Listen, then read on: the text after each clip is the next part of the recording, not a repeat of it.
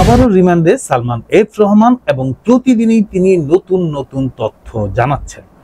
আজকে তিনি জানিয়েছেন প্রধানমন্ত্রী শেখ হাসিনা তার শাসন আমলে তিনি নতুন নতুন প্রকল্প নিয়ে কাজ করতে চাইতেন এবং এই নতুন নতুন প্রকল্প হলেই সালমান এফ রহমান জানিয়েছেন এইসব নতুন নতুন প্রকল্পে তিনি কমিশন চলে যেত শেখ হাসিনা পরিবারের কাছে এবং শেখ হাসিনা পরিবারের মধ্যে তিনি উল্লেখ করে বলেছেন শেখ রেহানা, জয় এবং শেখ হাসিনার অ্যাকাউন্টেই সেই কমিশনগুলি যেত।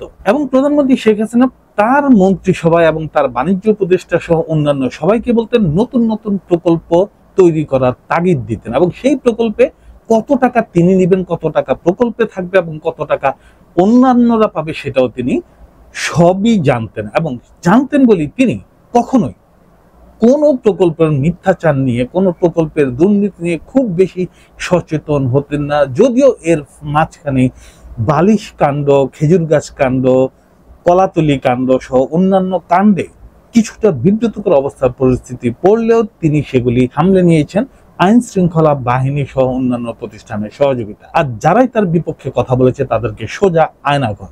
সালমান এফ রহমান আরো বলেছেন শুধু এস আলম গ্রুপই 1.5 লক্ষ কোটি টাকা পাচার করেছে, যার অর্ধেকের বেশি গিয়েছে শেখ হাসিনা, শেখ রেহানা এবং জয়ের পকেট। এবং যে কারণে এস আলমের কোনো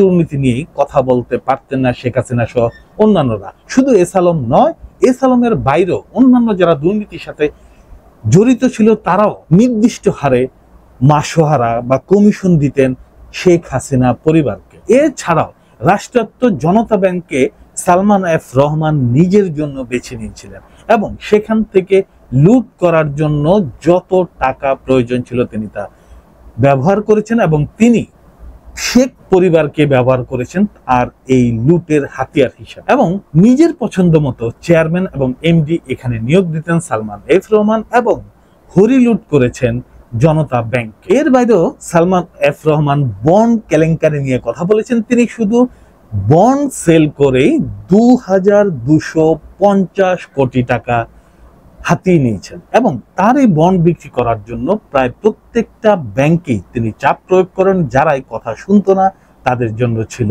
আয়নাঘর।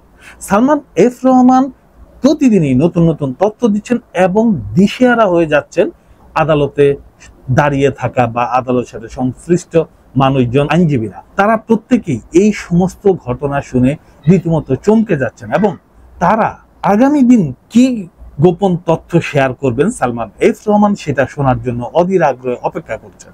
আপনারাও যদি অধীর আগ্রহে অপেক্ষা করেন তাহলে এই চ্যানেলটি সাবস্ক্রাইব করে আমাদের সাথেই থাকুন। আগামীকালকে এমন অন্য ভিডিও নিয়ে আবার দেখা হবে।